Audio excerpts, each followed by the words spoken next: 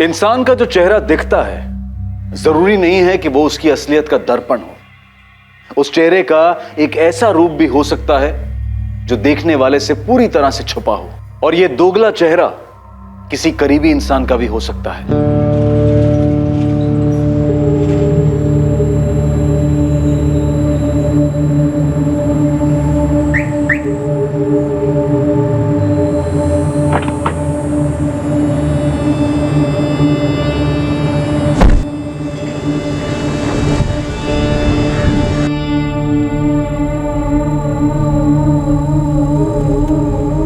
क्या विवेक शर्मा का भी कोई छुपा हुआ चेहरा था जिसे उसके अपने भी कभी देख ना पाए थे?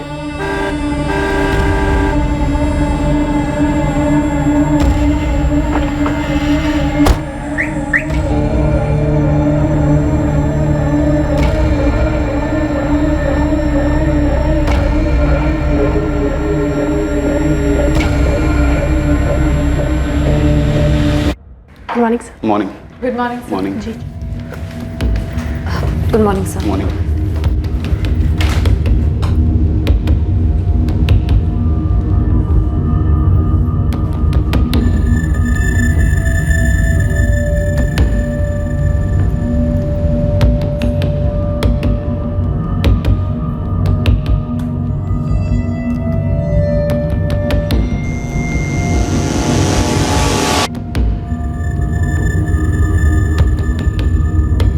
उनचास वर्षीय इंश्योरेंस कंसल्टेंट एजेंसी का मालिक विवेक शर्मा 14 जून 2017 को ऑफिस के बाद अपने घर नहीं लौटा। किसी को नहीं पता था कि वो घर क्यों नहीं लौटा और वो कहां गया था। विवेक नॉर्मली 7 साढ़े 7 बजे तक घर लौट आते हैं। लेट हुआ तो मैक्स टू मैक्स 9:30। हमने जब फोन ट्राई किया तो उनका फोन स्विच ऑफ था। The number you have called is currently switched off.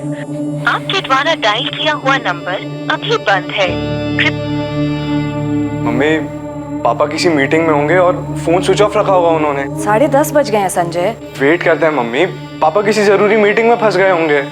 रात भर हम परेशान रहे, सोए नहीं, बस फोन ही ट्राई करते रहे, लेकिन अभी तक उनका फोन स्विच ऑफ ही आ रहा है। रिधि जी, आपने बताया कि आपके हस्बैंड का ऑफिस सॉलिटर बिजनेस कॉम्प्लेक्स गरोड़िया नगर में। जी सर। संजय, तुमने अपने पापा के ऑफिस में बात की? शायद वहाँ किसी को पता हो कि किसी मीटिंग में बाहर गए हैं। अभी थोड़ी देर पहले उनकी ऑफिस इंचार्ज गीता से बात की। विवेक सर घर नहीं लौटे, ये क्या कह रहे हो संजय? पूरी रात से अभी तक उनका फोन स्विच ऑफ बता रहा है। पर वो तो कल आफ्टरनून में ही निकल गए थे, लंच से पहले करीब 12:30 बजे। गीता, एक मीटिंग है, लंबी चलेगी, देर से लौटूंगा। Okay sir. मैं 7 बजे तक वेट करती रही उनका, वो ऑफिस नहीं लौटे तो मुझे लगा डायरेक्टली घर चले गए होंगे, फिर मैंने ऑफिस क्लोज किया। ये कौन सी मीटिंग थी गीता? संजय, मुझे कुछ बताया नहीं उन्होंने मीटिंग के बारे में। किसी और स्टाफ मेंबर को कुछ पता हो? नहीं सर, गीता से बात करने के बाद हम स्ट्रेट आपके पास आए सर। संजय, इससे पहले तुम्हारे पापा कभी रात भर बाहर रहे हैं, ड्रिंक वगैरह? नहीं मैडम, लेट मीटिंग्स होती हैं, लेकिन अगर ज़्यादा लेट हो रहा होता है तो फ़ोन या मैसेज ज़रूर कर देते हैं। जी मैम, और पापा ओवरनाइट तभी जाते हैं जब उनकी मीटिंग्स आउट ऑफ भोपाल होती हैं। सर, मैंने पूरे स्टाफ से बात की है, किसी को नहीं पता विवेक सर की कौन सी मीटिंग थी। सर ऑफिस आए, उसके बाद मैं मिला था उन्हें, फिर काजल उनसे मिली। जी सर। आप लोगों में से किसी को नहीं बताया इस मीटिंग के बारे में? कुछ भी नहीं बोले?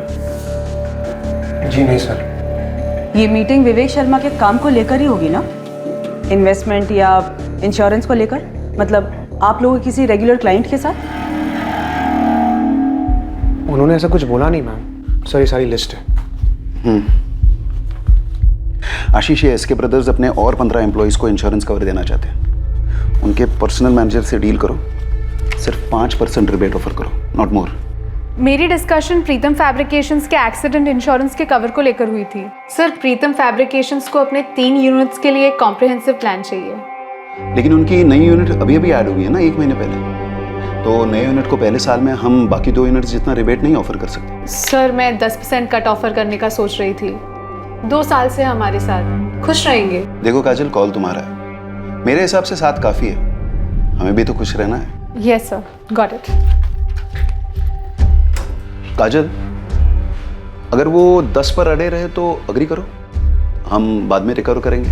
और तुम रागिनी, तुम्हारी कोई मीटिंग नहीं थी बॉस के साथ? नहीं मैम, कल मेरी कोई रिपोर्टिंग नहीं थी उनके साथ।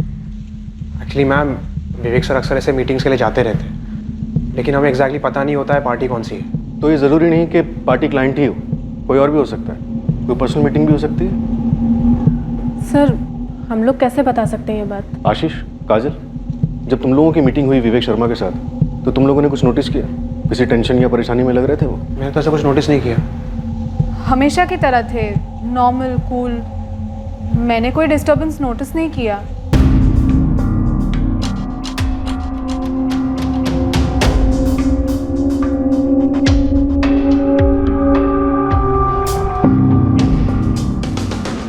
चेहरे पे टेंशन दिख तो नहीं रही?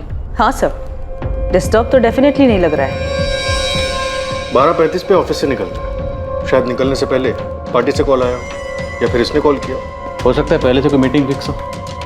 ऑफिस में कोई डायरी मेंटेन नहीं की गई? नहीं मैडम, अगर सर ऐसी कोई डायरी मेंटेन भी करते होंगे तो मैंने कभी नहीं देखी। आप लोगों में से किसी को आइडिया है ऐसी किसी डायरी के बारे में?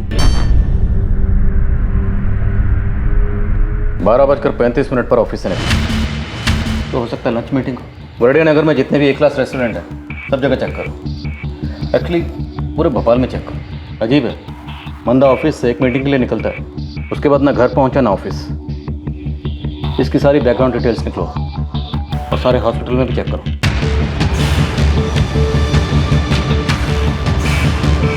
उनचास साल का आदमी है, नाम है विवेक शर्मा। फोटो भेज रही हूँ। एक्सीडेंट केस में चेक कीजिए प्लीज। हाँ, विवेक शर्मा नाम है, एज 49। अविनाश जी, मैं आदमी और कार दोनों की तस्वीरें अलग अलग भेज। ठीक है निवेदा। कार मरून सेडान है, नंबर है MPCX I407X।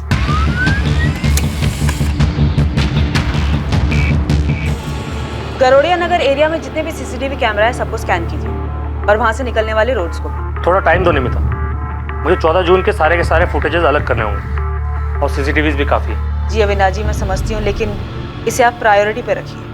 आदमी को मिसिंग हुए 48 घंटे हो चुके। हमने सारे होटल्स, रेस्टोरेंट, सब जगह के CCTV चेक किए, लेकिन कहीं भी कुछ भी शो अप नहीं हो रहा है। तो सर मेरे पापा कहाँ गए फिर? निधि, क्या कोई ऐसी वजह है कि आपके पति घर लौटने नहीं चाहते? Excuse me? सर मेरे पापा खुद से घर क्यों नहीं लौटना चाहेंगे? देखिए, हमने आपके सब लोगों के फ़ोन टैप किए, ये आप जानते हैं। हमने विवेक के ऑफिस में भी सबसे बात की, ये समझने के लिए कि विवेक को कहीं से कोई धमकी तो नहीं मिल रही। कैसी धमकी? निधि जी, हम किडनैपिंग को रूल आउट नहीं कर रहे। मेरे हस्बैंड को कोई किडनैप क्यों करेगा? पैसों के लिए। आपको किसी पर शक? नहीं सर, मेरे पापा की किसी के साथ कोई दुश्मनी नहीं थी सर। कितना अजीब है ये सब कुछ सर। एक नॉर्मल दिन था, नॉर्मल मीटिंग के लिए गए और अभी तक लौटे नहीं। अजीब तो है संजय, पर कुछ भी ऐसे तो नहीं होता, कोई ना कोई कारण तो होता है। हमने शहर के सारे हॉस्पिटल छान मारे, कोई एक्सीडेंट केस नहीं, कुछ नहीं। तो फिर आपके पापा कहाँ गए और क्यों? मैडम, धमकी दुश्मनी वगैरह की बात भी होगी तो वो हमसे क्यों शेयर करते? हाँ, लेकिन मैं आपको हमारे सारे क्लाइंट्स के लिए जरूर दे सकती हूँ। ओके, तो तुमसे सीधा सीधा सवाल करूँ, विवेक शर्मा की कोई गर्लफ्रेंड थी? मैडम, ये सिर्फ एक प्रोफेशनल सेटअप है और मैं यहाँ सिर्फ काम करती हूँ।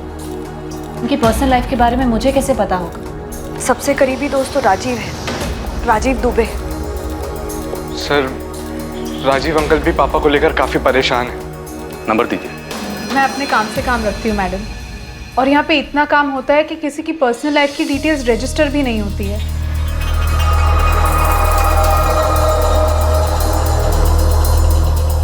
देखो, तुम लोग काफी प्रोफेशनल बिहेव कर रहे हो। मुझे एक ऐसा ऑफिस बताओ जहाँ पे स्टाफ को एक दूसरे के पर्सनल डिटेल्स के बारे में ना पता हो, खासतौर से अफेयर्स वगैरह। आशीष, तुम यहाँ 4 साल से हो, गीता तुम 6 साल से, रागिनी तुम भी 6 साल से हो, और काजल तुम्हें 3 साल होने को आए। मैम, लेकिन आपका पॉइंट क्या है? पॉइंट ये है आशीष कि तुम लोग की तुम्हारे बॉस के बारे में इंफॉर्मेशन इतनी लो है कि शक करने जैसी है। लेकिन मैम, जिस बारे में पता ही नहीं है उस बारे में आपको कैसे बता सकते हैं? मैम, हम विवेक सर के गायब होने को लेकर वैसे ही बहुत टेंशन में हैं। ये सवाल तुम सबके लिए। क्या विवेक शर्मा और उनकी पत्नी निधि शर्मा, इन दोनों के बीच में कोई टेंशन थी?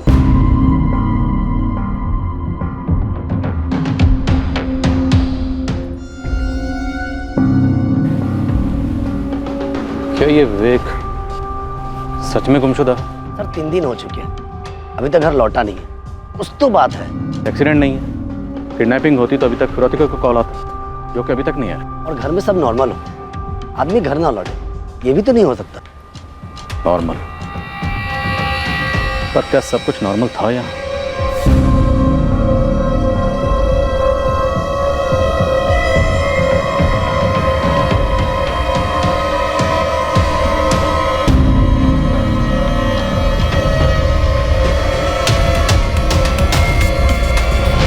कुछ तो ऐसा हुआ था जो नॉर्मल तो नहीं था।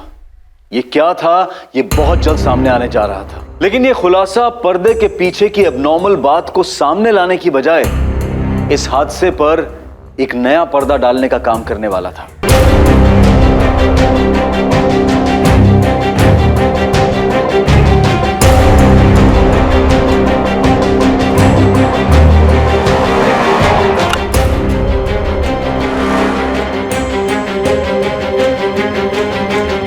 The number you have called is currently switched off.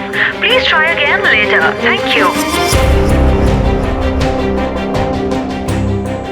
गरुड़िया नगर और उसके सभी रास्तों के CCTVs को हमने स्कैन किया, लेकिन 14 जून को ये MPCXI 407X ऐसी कोई भी मरून सेडान स्पॉट नहीं।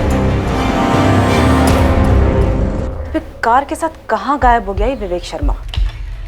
राजीव दुबे, मैं इंस्पेक्टर हर्ष राठौर बोल रहा हूँ। विवेक का कुछ पता चला इंस्पेक्टर? तलाश जारी है, आपसे बात करनी है। ऐसे कैसे वो कहीं चला गया? आपको लगता है विवेक कहीं चला गया खुद से? नहीं, मेरा मतलब है कि वो ऐसे कैसे कहीं गायब हो गया। उसकी वाइफ निधि, उसका बुरा हाल है इंस्पेक्टर। प्लीज मेरे दोस्त को जल्दी ढूंढिए। हम ढूंढ रहे हैं। मैं करमवीर थाने में हूँ, आप कितनी देर में आ सकते हैं? जी मैं अभी आया। सर, विवेक शर्मा के फोन पर 14 जून को एक कॉल आया था 12:15 बजे। ट्रैक हो गया।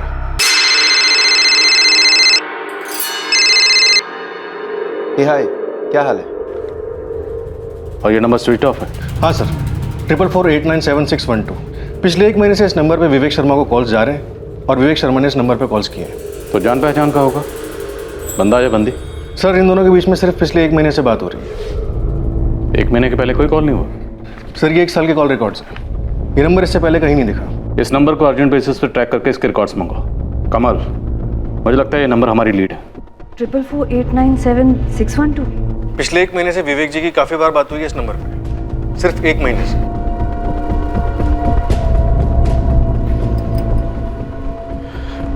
ट्रिपल 4 897612। मेरे और संजय के कांटेक्ट लिस्ट में ये नंबर नहीं है। हमें नहीं मालूम ये नंबर किसका है। कौन हो सकता है मम्मी?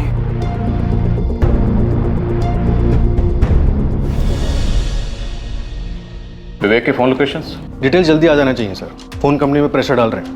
ये जो 12:15 बजे विवेक को कॉल आया था, ये मीटिंग के लिए रिमाइंडर था? क्लाइंट का था? सर, ट्रैफिक डिपार्टमेंट ने फुटेजेस स्कैन किए, विवेक की कार कहीं भी स्पॉट नहीं हुई है। ये कैसे मुमकिन है? बंदा मीटिंग के लिए निकलता है और गायब। पक्का कोई झूठ बोल रहा है या फिर कुछ छुपा रहा है? एक्सीडेंट नहीं, किडनैपिंग नहीं।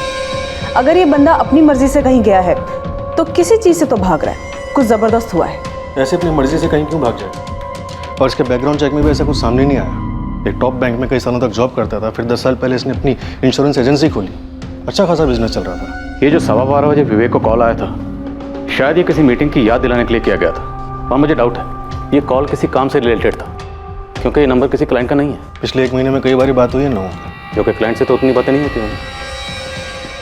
तो फिर माजरा क्या है?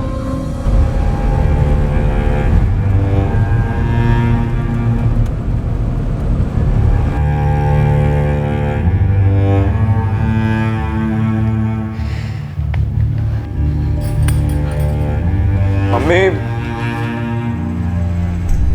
गीता ने फोन किया था, कह रही थी कि क्लाइंट से कॉल पे कॉल आ रहे हैं, डील्स पेंडिंग पड़ी हुई हैं, किसी को पापा की जगह डील्स करनी पड़ेंगी अब। मुझे तो तेरे पापा के काम के बारे में ज्यादा जानकारी भी नहीं है। क्या हुआ होगा तेरे पापा के साथ? और वो नंबर जिस पे तेरे पापा की बात हो रही थी? मैंने आइडेंटिफिकेशन सॉफ्टवेयर में फीड किया है, रजिस्टर्ड नहीं है वहाँ। पुलिस वाले पता कर रहे हैं। पुलिस वाले तो ये भी बोल रहे थे कि हो सकता है तेरे पापा अपनी मर्जी से कहीं चले गए। क्या? ऐसे कैसे कुछ भी कह सकते हैं वो लोग? मम्मी, पापा हमें ऐसे कभी छोड़कर नहीं जा सकते। मेरी खुद समझ नहीं आ रहा कि मैं क्या करूं। बस आदित्य, आपकी तरह बाकी क्लाइंट्स भी हैं जो वरीड है, but please try to understand.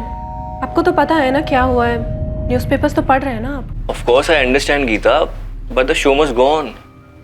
और हमारे नए शोरूम के इंश्योरेंस रिन्यूअल कल तक हो जाना चाहिए था। गीता, मुझे भी मेरे बॉसेस को जवाब देना पड़ता है। It's my job too. Ashish, वो पूजा अपरल से आदित्य का कॉल आया था कुछ। हाँ, वो उनके शोरूम की इंश्योरेंस रिन्यू करवानी है। काजल, ये आदित्य अपैरल्स तुम्हारा ही क्लाइंट है ना? हाँ, लेकिन मैं आदित्य के कॉल्स ही नहीं ले रही हूँ यार। क्या करूँ, कुछ समझ में ही नहीं आ रहा है। इतने इंपॉर्टेंट डिसीजंस लेने हैं और विवेक सर के बिना I don't know how it's going to be possible. मैंने संजय से बात की थी, उसने बोला कि वो निधि मैम से बात करके मुझे कॉल बैक करेगा, पर अभी तक तो उसको कॉल आया नहीं। काजल, आशीष, मुझे लगता है कि हमें संजय को ऑफिस आने के लिए कहना चाहिए। उसे इन्वॉल्व करते हैं, तब तक होपफुली विवेक सर लौट आएंगे। हेलो, तुम सब मुझे क्यों घूर रहे हो? क्या कहा रागनी तुमने? कि विवेक सर होपफुली लौट आएंगे? यू मीन कि वो खुद ब खुद कहीं चले गए? काजल, मेरे माइंड में एक बात आई तो मैंने कह दी। एक्चुअली मैं इमेजिन नहीं कर पा रही हूँ कि कोई उन्हें किडनैप करेगा। क्या? किडनैप? कम ऑन आशीष, मैं बस पॉसिबिलिटीज बता रही हूँ। वो नहीं दिखाते क्या क्राइम शोज में, ये थ्योरी वो थ्योरी, बस दैट्स ऑल। तुम लोग ग्राउंड रियलिटी देखो ना। 5 दिन हुए हैं पर फिरौती का कोई कॉल नहीं। That means kidnapping ruled out. Hospital और मॉक से भी कोई न्यूज़ नहीं है, मतलब एक्सीडेंट रूल्ड आउट। खुद की कार लेकर निकले और कार की भी कोई न्यूज़ नहीं है। आई थिंक पुलिस ने उनके कॉल रिकॉर्ड्स मंगाए होंगे। ज़्यादातर क्राइम शोज में उन्हें लीड वहीं से मिलती है।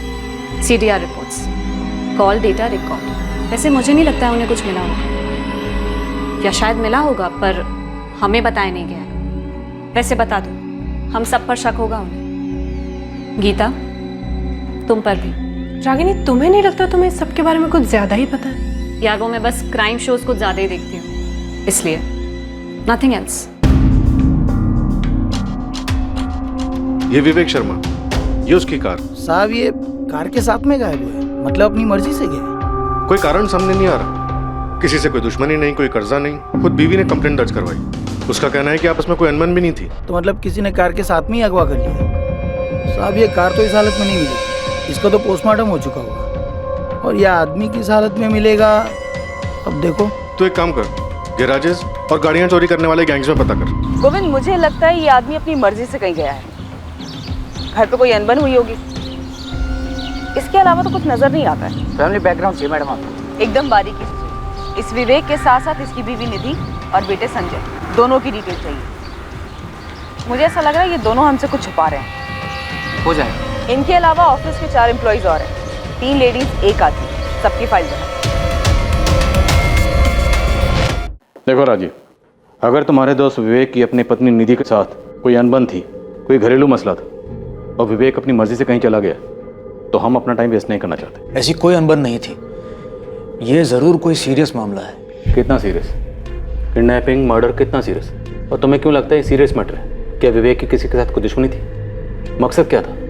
विवेक आखिर मीटिंग के लिए कहाँ गया? और रुकिए सर, मैं ये सब बातें नहीं जानता। मैंने सीरियस इसीलिए कहा क्योंकि निधि को बताए बिना विवेक कहीं जाता नहीं था। अफेयर था कोई? अफेयर? नहीं सर, मैं उसका बेस्ट फ्रेंड हूँ। मैं कह रहा हूँ कोई अफेयर नहीं था। उसका बेटा संजय सेकंड ईयर BCom में पढ़ता है, 20-21 साल का जवान है, उसके साथ कोई मसला? सर, बेटे के साथ मसला और इतना बड़ा कदम नहीं सर, मामला कुछ और है। सुन ना, बोलो क्या बात है? राजीव, इस वक्त हमें सिर्फ इतना पता है कि ऑफिस से निकलने से ठीक 20 मिनट पहले विवेक को फ़ोन आया था 4448976112 से। उसके बाद विवेक ऑफिस से निकला। हे हाय, क्या हाल है? और उसे लौटने की कोई जल्दी नहीं थी। गीता, एक मीटिंग है, लंबी चलेगी, देर से लौटूंगा। गाड़ी में बैठकर जाते वक्त विवेक के चेहरे पर कोई टेंशन नहीं थी, कोई तनाव नहीं था, एकदम रिलैक्स। 14 जून को ऑफिस से मीटिंग के लिए निकला, उसके बाद लौटा ही नहीं, ना ऑफिस ना घर, और आज 5 दिन हो गए। Sir CCTV footages all blank.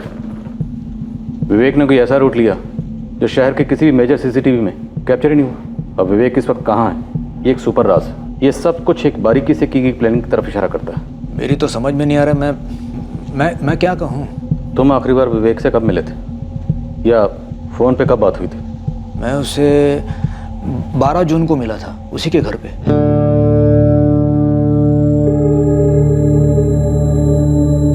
Rajiv, हमारा वाइल्ड गैस क्या कहता है, विवेक कहाँ गया होगा? क्या वाइल्ड गेस करो सर, मेरा बेस्ट फ्रेंड गायब है, मुझे तो कुछ नहीं सूझ रहा। एक बार फिर से पूछ लो, आर यू श्योर कोई अफेयर नहीं था? नहीं सर, कोई अफेयर नहीं था।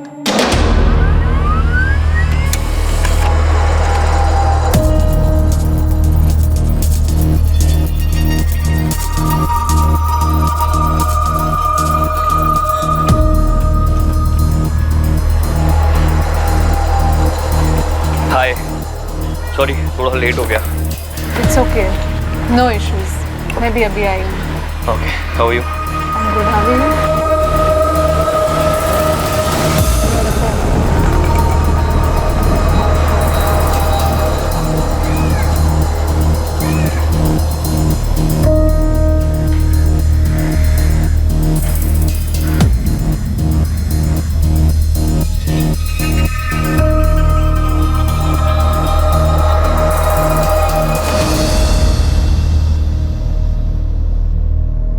सर, विवेक शर्मा का लास्ट फोन लोकेशन उबैदुल्लागंज था। उबैदुल्लागंज? हाँ सर, विवेक के ऑफिस से ठीक 35 किलोमीटर दूर। 2:05 पर विवेक का फोन स्विच ऑफ हुआ। वो ऑफिस से 12:35 को निकला था। ज़रूरी नहीं कि विवेक उबैदुल्लागंज पहुंचा, हो सकता है सिर्फ उसका फ़ोन पहुंचा। लगता है विवेक खुद पहुंचा था सर। 12:15 बजे उसे जो कॉल आया था 444897612 से, उसका कॉलर ट्रेस हुआ, कोई मुकेश चंद है। इस मुकेश चंद ने 12:15 बजे उबैदुल्लागंज से फ़ोन किया, और इस नंबर वाले फ़ोन का लोकेशन 1:55 तक उबैदुल्लागंज में ही था। उबैदुल्लागंज में कोई विवेक का इंतज़ार कर रहा था। विवेक वहाँ पहुँचा और फिर कुछ हुआ और फ़ोन स्विच ऑफ। 12:15 बजे से जो कॉल आया तभी मीटिंग का टाइम और जगह फिक्स हुई हो।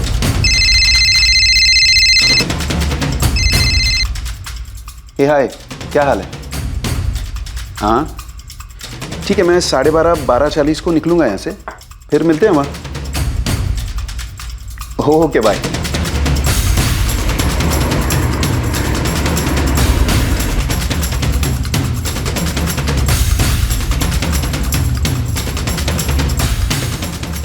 अगर विवेक के साथ किसी को कुछ करना ही था, जैसे कि मर्डर, तो उसके उबैदुल्लागंज में पहुंचते कर दिया होगा और उसके बाद फ़ोन स्विच ऑफ।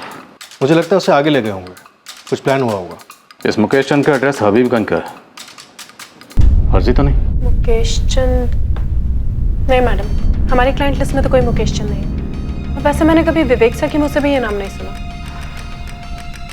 मैं नहीं जानती किसी मुकेश चंद को। मैं भी नहीं जानता मैम। सेम। जी, हमारे सर्कल में कोई मुकेश चंद नहीं है। उसके काम के सर्कल में कोई होगा तो मुझे पता नहीं। हम लोग आपस में काम की बातें बहुत कम करते थे। पर ये है कौन? मुझे नहीं पता, और पापा के काम के बारे में हमें कहाँ कुछ पता रहता है।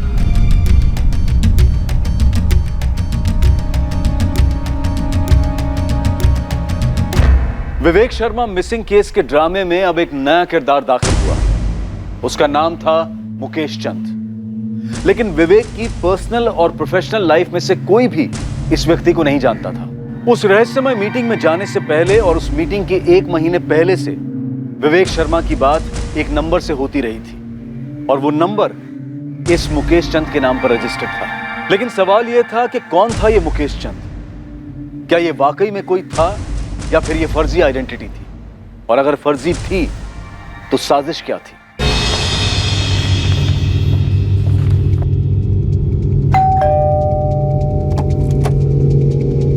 मुकेश चंद जी, वो मेरे पति हैं। कहाँ है?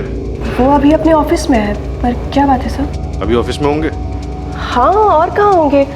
लेकिन आप बताइए, आप उनके बारे में पूछ क्यों रहे हैं?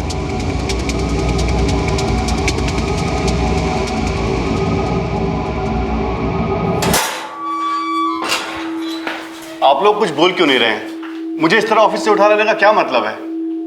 विवेक शर्मा का है। कौन कहा है? Vivek Sharma, VS insurance consultant का मालिक, 105 सॉलिटेयर बिजनेस पार्क, गरडिया नगर, भोपाल। समझ गए या पिन कोड बताऊं? मैंने ये नाम पहली बार सुना है सर।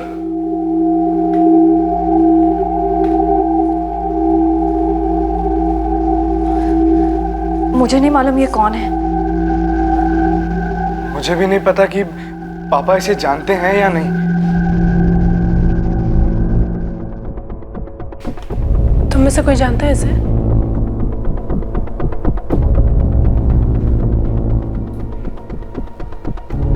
लेकिन ये नंबर मेरा नहीं है सर। कैसे नहीं? फोटो तुम्हारी है, एड्रेस तुम्हारा और तुम्हारे पैन कार्ड की कॉपी लगी है। मुझे नहीं पता सर, पर ये नंबर मेरा नहीं है। तुम्हारे इलाके हबीबगंज में जो मोबाइल शॉप है ना, फास्ट मोबाइल शॉप, उसे हमने ढूंढ निकाला। यहाँ से 1 महीना पहले तुमने ये सिम खरीदा था।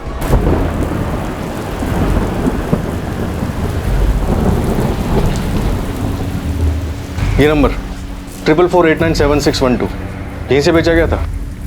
एक सेकंड सर, चेक करता हूँ।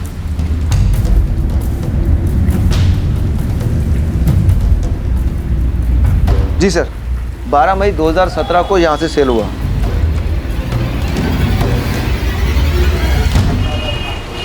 ये मुकेश चंद है? डॉक्यूमेंट तो उसी के हैं, वही होना चाहिए। सर ये है तो मेरे ही, लेकिन मैंने कोई नंबर नहीं लिया 1 महीना पहले। विवेक शर्मा 5 दिन से गायब है और गायब होने से पहले उसकी आखिरी बात तुमसे हुई थी। क्यों गायब किया उसे? नहीं सर, मैं किसी विवेक शर्मा को नहीं जानता। ये मेरे कागजात का गलत इस्तेमाल किया है किसी ने। मुझे कोई फंसा रहा है। कौन फंसा रहा है? क्यों फंसा रहा है? तुम्हारे सारे कागजात किसी के हाथ में कैसे पहुंचे? मुझे मालूम नहीं सर, आप किसी से भी पूछ लीजिए। मैंने आज तक एक सिग्नल तक नहीं तोड़ा है। मैं आदमी को क्या गायब करूंगा? सर, विवेक के सारे सर्कल में मुकेश के बारे में किसी को नहीं मालूम। ये मुकेश ये नहीं जानता कि इसके डॉक्यूमेंट्स यूज कैसे हुए। जरूर कोई झोल है सर। पक्का झोल है, और उससे बड़ा झोल ये है कि इस झोल के बारे में विवेक से जुड़े किसी भी शख्स को कुछ नहीं पता। ये सिर्फ कह रहे हैं कि कुछ नहीं पता। ये विवेक शर्मा के ऑफिस के सभी लोग का पीछा किया मैंने। अब ये मत कह देना गोविंद की तुझे कुछ मिला नहीं है। आपके लिए कुछ है मैडम? अब ये नहीं मालूम कि कितने काम का है, पर है। बोल जल्दी। ये जो गीता कुमारी है ना मैडम, ये मुझे कुछ टेंशन में लग रही थी।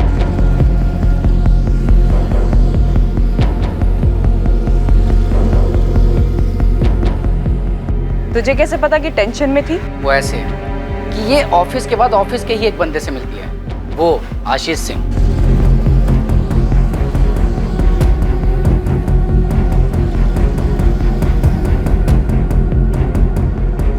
मुझे सबसे अजीब बात ये लगी मैडम कि दोनों एक ही ऑफिस में सारा दिन साथ साथ होते हैं, फिर शाम को ये बाहर क्यों मिलते हैं, वो भी चोरी छुपे। और बाकी दोनों लड़कियां? ये 2 लड़कियों में जो एक लड़की है ना काजल, ये एक आदित्य से मिली थी। कौन है आदित्य? पूजा पैरल नाम की कोई कंपनी है, विवेक शर्मा की कंपनी के कस्टमर है ये लोग। ये आदित्य वहीं काम करता है। और मैडम इन दोनों की जो मीटिंग हुई ना, बस मीटिंग लगी मुझे कुछ ऐसा खास नहीं लगा। और वो रागिनी? ये रागिनी, ये बहुत अजीब लगी मुझे। कैसे? पता नहीं क्यों मुझे ऐसा लगा कि उसे पता था कि मैं उसका पीछा कर रहा था।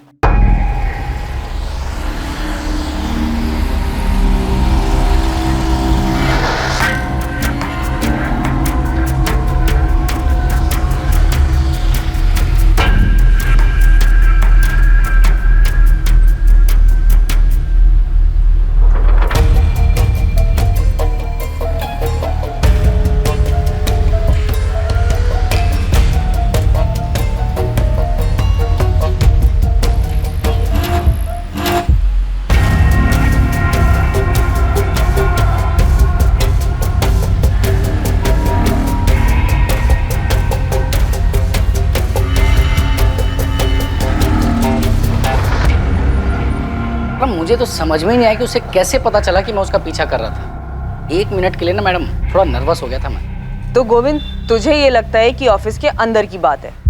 खबरी बाबू ने उबैदुल्लागंज से लेकर भोपाल तक के सभी गैराजेस छान मारे, सभी कार चोर गैंग्स में अपने कॉन्टैक्ट्स को खंगाला, लेकिन कहीं से कोई खबर नहीं, ना डिसमेंटल करने की और ना ही कलर चेंज की। कमल, इस ऑपरेशन की प्लानिंग बड़ी बारीकी से की गई।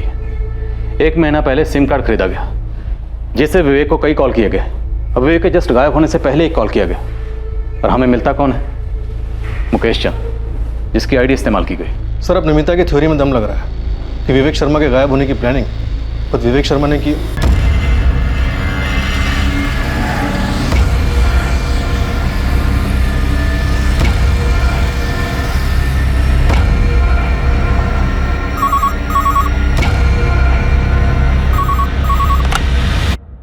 Karambir police station.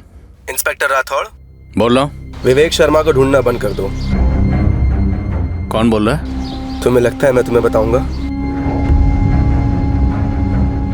अच्छा ठीक है, मत बताओ कि कौन बोल रहा है, लेकिन इतना तो बताओ कि हम विवेक शर्मा को ढूंढना क्यों बंद करें? क्योंकि वो अब नहीं मिलेगा। क्यों नहीं मिलेगा? कोई कारण तो होगा। अपना वक्त बर्बाद करते रहो और कारण ढूंढते रहो, लेकिन इतना याद रखो वो कभी नहीं मिलेगा। क्यों? मारा गया है? इंस्पेक्टर, केस क्लोज करो। ये कंप्लेंट ही तुम लोगों को गुमराह करने के लिए की गई है। हेलो,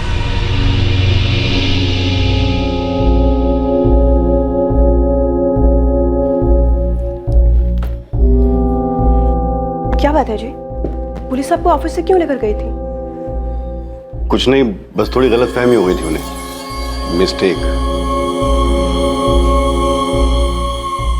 निधि, संभालो अपने आप को, समेटे रखो खुद को, सब ठीक होगा। अभी सब कुछ अजीब लग रहा होगा, लेकिन विश्वास रखो, सब ठीक हो जाएगा। मुझे बहुत ज्यादा टेंशन हो रही है राजीव। मैं समझता हूँ निधि, लेकिन इस वक्त तुम्हें संजय के बारे में सोचना है। उस पर क्या बीत रही होगी। देखो, संजय की खातिर तुम्हें स्ट्रांग बनना ही पड़ेगा।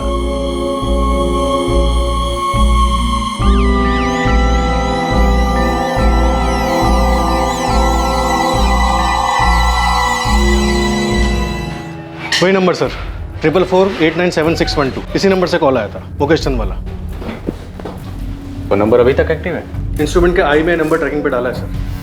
हमारे साथ वाकई में गेम खेला जा रहा है। और ये जो भी है, काफी ढीठ खिलाड़ी है। थोड़ा रिवाइंड मोड में जाते हैं। विवेक की पत्नी निधि ने क्या कहा था जिस दिन विवेक गायब हुआ? जब वो ऑफिस के लिए निकला, उसका मूड कैसा था? सो उसने कहा था रोज की तरह था, नॉर्मल।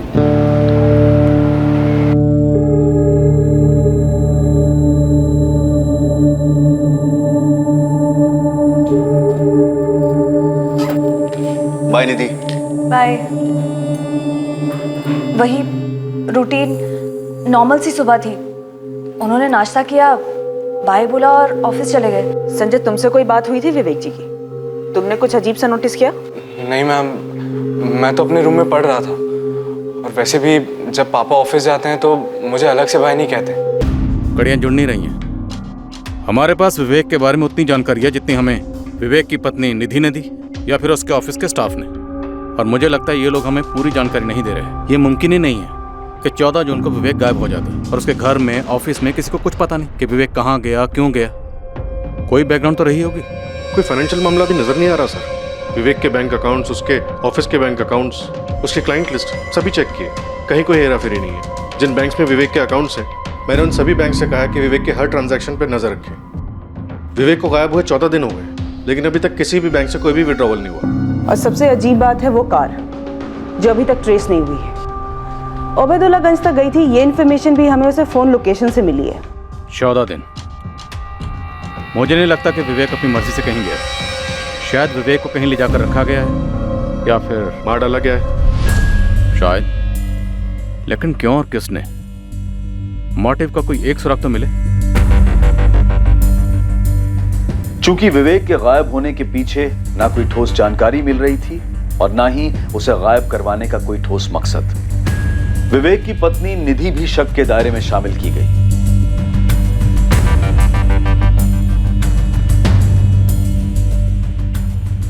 इस केस में विवेक का बेटा संजय भी शक के दायरे में था।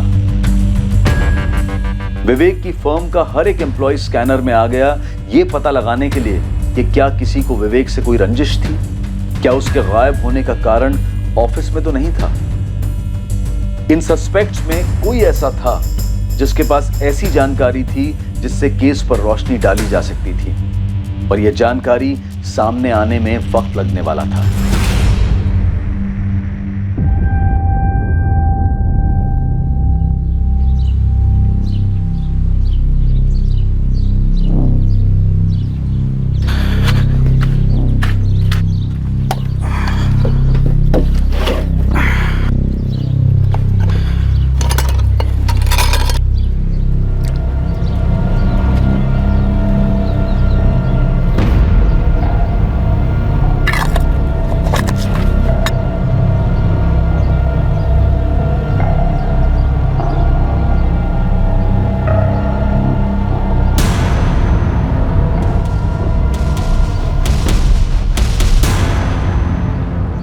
मुश्ताक भाई, मैंने ये खोदा ही नहीं, और पेड़ के बीचों बीच कैसे खोद सकता हूँ? अच्छा भाई, लग तो रहा है खोदा गया है। हाँ, अजीब है, लेकिन मैं तो 2 महीने बाद लौट रहा हूँ। वो ठीक है, पर कुछ तो गड़बड़ लग रही है। देखें? मुश्ताक भाई, मुझे तो डर लग रहा है। डर तो मुझे भी लग रहा है छोटे, पर हमारे खेत है। अगर किसी ने कुछ उल्टा सीधा कर दिया तो इल्जाम हम पे आ सकता है, इसलिए देखना तो पड़ेगा।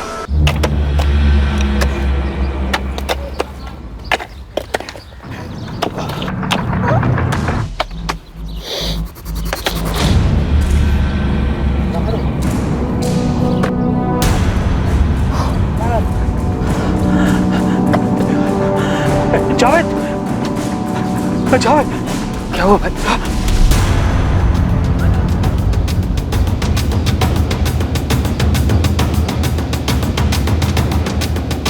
भयंकर तरीके से इसे फंसाया गया, फंसाकर इसकी मौत के मुंह तक खींच कर लाया गया। बॉडी मिली होशंगाबाद में और फोन स्विच ऑफ हुआ उबैदुल्लागंज में। जो हुआ है बड़ी बारीकी से की गई प्लानिंग के तहत। एक से ज्यादा खिलाड़ी रहे और इस हत्या का कारण अतीत में विवेक शर्मा के अतीत।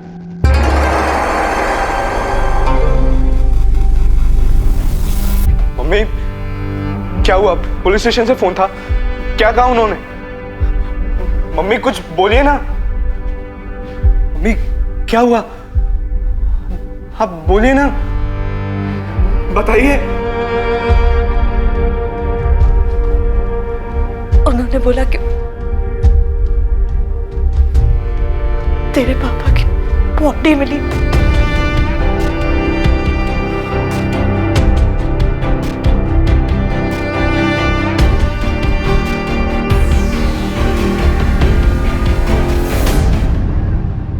क्या हुआ गीता, क्या न्यूज़ है?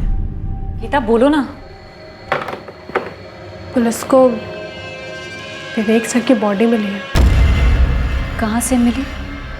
होशंगाबाद।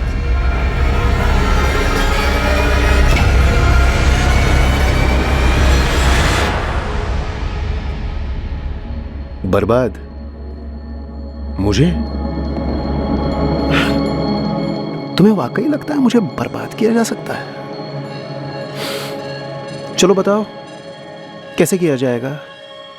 अरे प्लान बताओ, कम ऑन।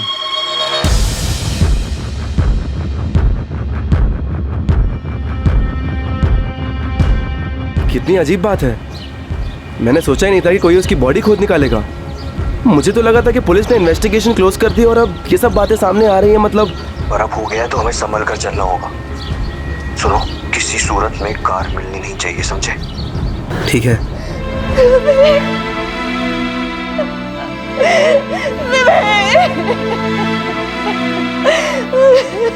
निधि जी, आपके पति विवेक का मर्डर 14 जून को ही हो गया था, उसी दिन जिस दिन वो ऑफिस से मीटिंग के लिए निकले थे। मैं डेट ऑफ डेथ इसलिए कह रहा हूँ क्योंकि बॉडी उतनी गल चुकी है। ये 16 वार किस हथियार से हुए होंगे? ऐसे वार हमेशा मांस काटने के चॉपर से होते हैं, लेकिन इंस्पेक्टर 16 के 16 वार विवेक की मौत के बाद किए गए। भड़ास निकालने के लिए या फिर कोई मैसेज देने के लिए? पॉसिबल। तो फिर मौत कैसे हुई और कब हुई? या वायर से गला घोंटा गया और कर दी। और जिसने भी किया है, इतना तो साफ है, नफरत करता था वो आपके पति से, निधि जी।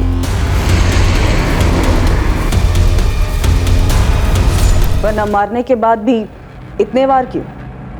किसी की आपके पति के साथ इतनी गहरी दुश्मनी थी और आप लोगों को भनक तक नहीं थी? ये दीजिए। राजीव जी, क्या कुछ ऐसा है जो आप लोग हमें बताना भूल गए या फिर जानबूझकर नहीं बताया? अगर कुछ भी ऐसा है तो अभी वक्त है, बता दें।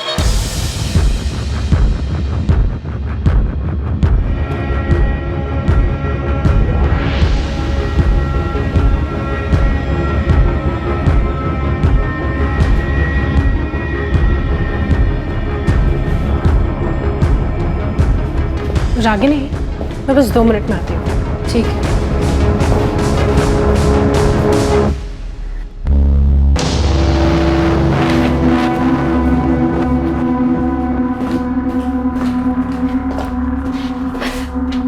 एक बात बोलूं? क्या? ये आशीष और गीता। आशीष और गीता क्या? मुझे लगता है विवेक सर को इन दोनों ने मार डाला है। What? हाँ, मुझे ऐसा लग रहा है।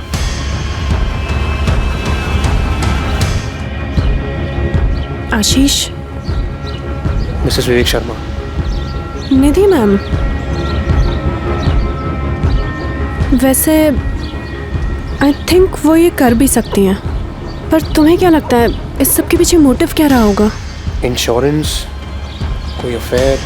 अफेयर राजीव दुबे के साथ? विवेक सर का बेस्ट फ्रेंड?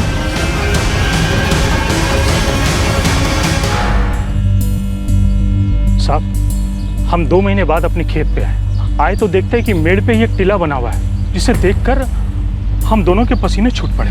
फिर हमने खुदाई शुरू कर दी।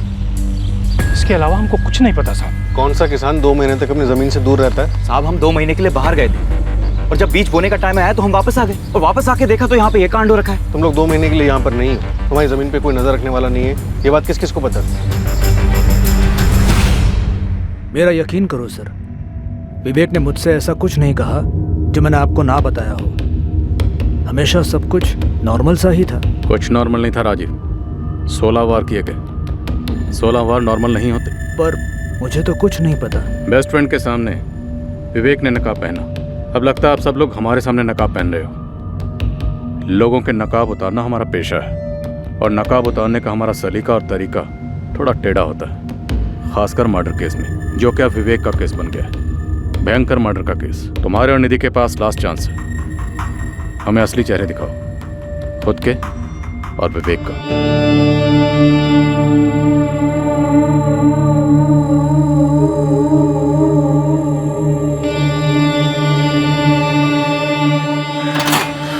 पुलिस ने मुझे पूछताछ के लिए बुलाया है।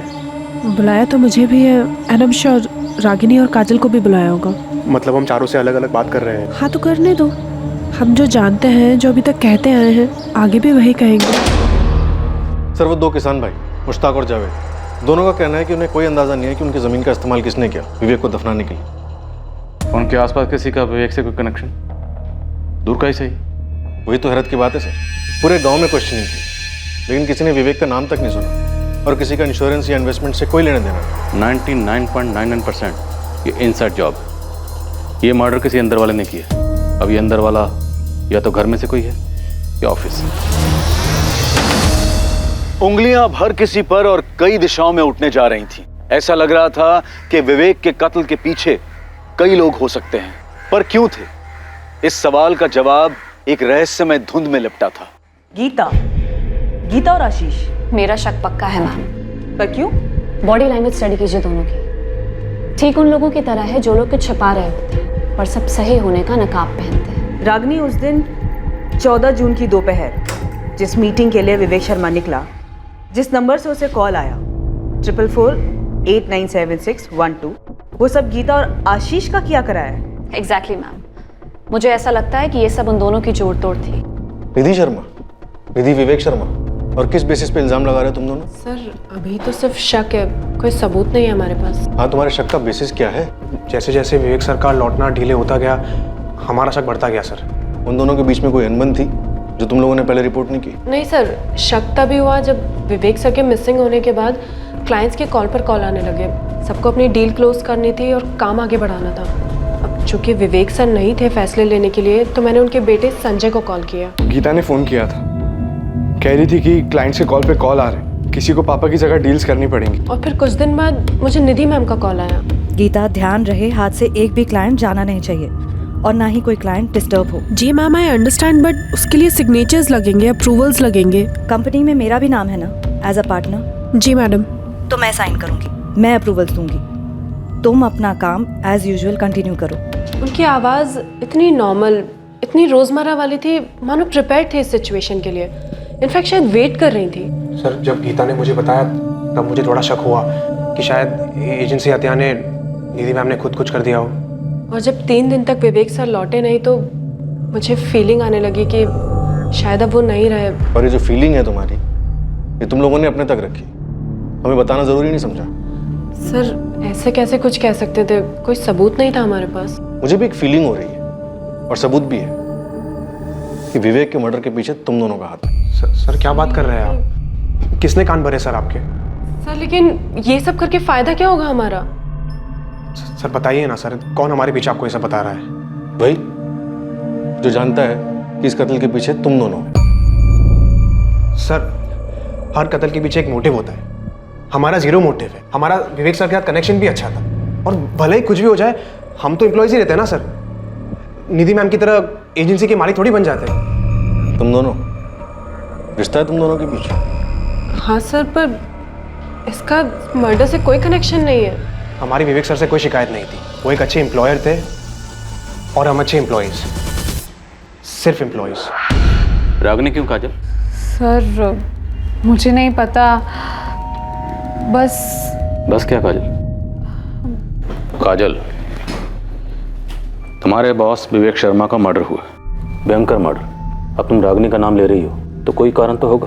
कारण तो है, लेकिन क्या है मैं बता नहीं पा रही हूँ। जो भी है बोलो। सर वो क्या?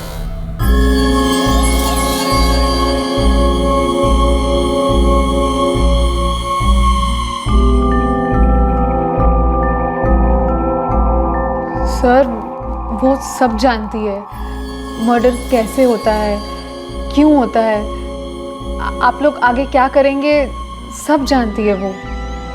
कैसे? कहने को तो कहती है कि क्राइम शोज देखकर सब पता चला है, लेकिन मुझे ऐसा लग रहा है कि वो इन्वॉल्व्ड है, इसीलिए वो गीता और आशीष के नाम भी ले रही है। तो तुम्हें लगता है कि वो गीता और आशीष का नाम लेकर खुद का जुर्म छुपा रही है? बॉडी लैंग्वेज ठीक उन लोगों की तरह है जो लोग कुछ छुपा रहे होते हैं पर सब सही होने का नकाब पहनते हैं। सबके सब गेम खेल रहे हैं। रागनी कह रही है गीता आशीष। गीता आशीष कह रहे हैं वाइफ निधि शर्मा। और काजल कह रही है कि रागनी मास्टरमाइंड है। सर, वो बच्चों की बर्थडे पार्टी में गेम्स नहीं होते, वो पासिंग पार्सल, म्यूजिकल चेयर्स, ये सब के सब ऐसे ही ड्रामा कर रहे हैं। सबके सब एक दूसरे को संदिग्ध बना रहे हैं, पर किसी का भी क्लियर मोटिव समझ में नहीं आ रहा है। जैसे ही विवेक की बॉडी मिली, मिसिंग से केस मर्डर का बना, सबके इक्वेशन बदल गए। सब ऑर्केस्ट्रा में होता है ना, कंडक्टर का इशारा होते ही पहला इंस्ट्रूमेंट बजाता है, फिर दूसरा, तीसरा, फिर सब मिलके। पर निमिता, सवाल ये है कि ऑर्केस्ट्रा कंडक्ट कौन कर रहा है?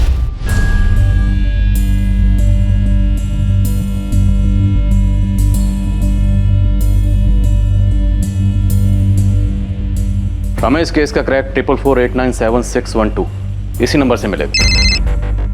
हाय, क्या हाल है? एक मंच तैयार किया गया। 1 महीने के टाइम में एक ऐसी पटकथा लिखी गई जिसमें विवेक शर्मा को फंसाया गया। और सवाल यह है कि विवेक शर्मा फंसा गया, उसकी ऐसी क्या मजबूरी थी या फिर ऐसी क्या कमजोरी थी जिसके बारे में हमें किसी ने कोई हिंट नहीं दिया। और अब देखिए सर, विवेक शर्मा का सारा स्टाफ एक दूसरे पर शक को पास कर रहा है, मानो कोई फुटबॉल का गेम चल रहा हो। मुझे लगता है नया पास जल्दी आने वाला है। अरे राशिद, लाइफ मजे लेकर जीने के लिए यार, वरना इंसान के जीने का क्या मतलब है बता? इंसान है ना, सिर्फ परफेक्ट होने का सपना देख सकता है, लेकिन वो कभी परफेक्ट नहीं होता। वो सही और गलत दोनों करता है, सही का पलड़ा भारी रहे। जैसे मेरा है दोस्त। इस तरह बातों से जस्टिफाई करने से जो गलत किया है वो सही नहीं बन जाता। तू जानता है तूने कुछ तो गलत किया है। गलत वो होता है जो किसी को हर्ट करे। अगर किसी को कुछ पता ही नहीं तो हर्ट होने का सवाल ही कहाँ उठता है। एक चीज होती है भाई, भरोसा, विश्वास, जो तुझ पर एक नहीं दो लोग करते हैं, निधि और संजय। और मैं तुझ पे भरोसा करता हूँ, इसलिए तुझे सब कुछ खुल के बताता हूँ। असली फ्रेंड मानता हूँ तुझे। मैं तेरी भाषा में बोलता हूँ, भरोसे का इन्वेस्टमेंट प्लान एक बार फेल हो गया ना, तो दुनिया की कोई भी इंश्योरेंस उसे कवर नहीं कर सकती। ये पकड़े जाने का रिस्क मत ले यार, सेफ खेल।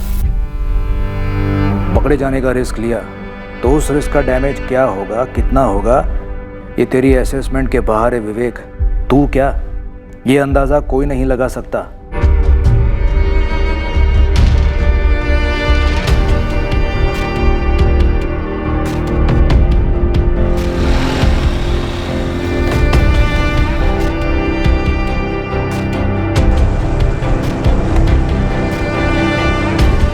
जैसा कि पुलिस को शक था, आरोपों का फुटबॉल अब अपने अगले पास के लिए तैयार था। एक ऐसा खुलासा हुआ जिसके बारे में विवेक से जुड़े किसी ने एक बार भी जिक्र नहीं किया था। शायद इन लोगों में से कुछ लोगों को इसके बारे में पता ही नहीं था और कुछ शायद पता होते हुए भी चुप बैठे रहे थे। इंस्पेक्टर, मुझे थाने आकर कुछ कहना है।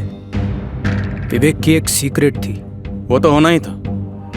मैं बस इंतजार कर रहा था कि कब कोई सामने आकर इसका खुलासा करेगा। सर, जब वो गायब हुआ तब मुझे ऐसा नहीं लगा था कि उसकी सीक्रेट का उसके गायब होने के साथ कोई कनेक्शन होगा। अब ये केस विवेक के गायब होने का नहीं है, विवेक के मर्डर का है। विवेक अब लौटने वाला नहीं। अब तुम जो भी बोलोगे वो विवेक को दर्द नहीं देगा, बल्कि उसे इंसाफ देगा।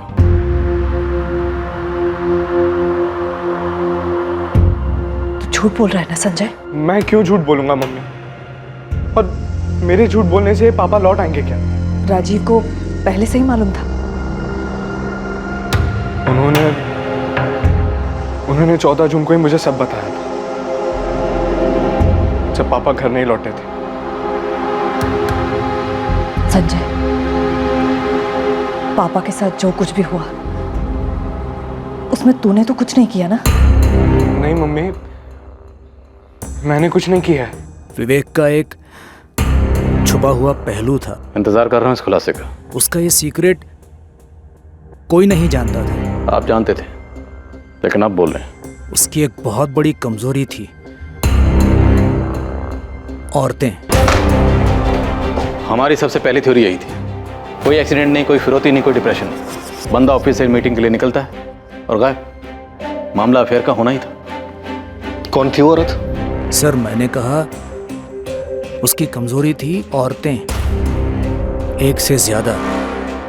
सर, कितनी थी मुझे नहीं मालूम। सबके बारे में नहीं मालूम होगा, लेकिन कुछ के बारे में तो मालूम होगा। बताया होगा विवेक ने डिटेल में। क्लोज फ्रेंड था? नहीं सर, उसने किसी के नाम नहीं बताए, कोई डिटेल्स नहीं दी। लेकिन सर, वो हर वक्त किसी न किसी के साथ इन्वॉल्व रहता था। उसके ऑफिस में कोई थी?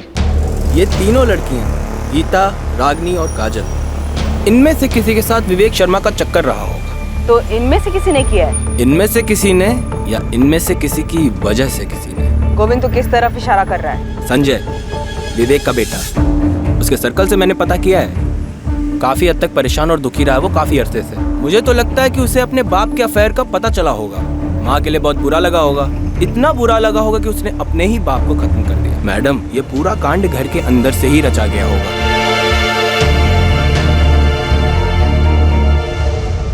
राजीव दुबे, पता मुझे क्या लगता है? तुम ये सब कुछ जो कह रहे हो कि विवेक वुमेनाइजर था, दरअसल ये तुम्हारी गुगली है हमें गुमराह करने के लिए। नहीं सर, मैं सच कह रहा हूँ। तुम्हारी गुगली नो बॉल। सच ये है कि विवेक के मर्डर में तुम भी शामिल हो। नहीं सर, बिल्कुल नहीं। सर, विवेक मेरा दोस्त था। इसी दोस्ती की वजह से मैंने निधि को कुछ नहीं बताया। सर, उसे बहुत गहरा जख्म होता। 16 वार विवेक की बॉडी पर 16 गहरे वार किए गए थे। और इतनी नफरत कोई करीबी कर सकता है। एक करीबी निधि थी और दूसरे तुम दोनों ने मिलकर अपने रास्ते का कांटा हटा दिया। नहीं सर। किसके जरिए तुमने विवेक को फांसा था? ये क्या बकवास कर रहे हैं? सुनो बकवास, तुमने 1 महीना पहले किसी के जरिए विवेक को दाना डाला था। मिस्टर विवेक, हाँ, हमारी कंपनी ने एक ज़मीन ली है फैक्ट्री डालने के लिए, तो उस ज़मीन के इंश्योरेंस की बात करनी थी। श्योर मिस्टर नीलेश, मार्केट में सबसे बेस्ट ऑफर हम आपको दे सकते हैं विद अ कॉम्प्रिहेंसिव प्लान। आप असेसमेंट के लिए जल्द से जल्द हमारी ज़मीन कब तक देख सकते हैं? आप बताइए। 1 हफ्ता। डन। आप डेट फिक्स कीजिए, मैं रेडी रहूँगा। जिसको तूने ये काम सौंपा था वही विवेक को उसकी मौत के मुंह तक लेकर गया। मिस्टर विवेक जी, मैं आपका इंतजार करता हूँ। क्या आप आ सकते हैं अभी? हाँ, मैं 10-15 मिनट में निकलूंगा। मिलते हैं वहाँ।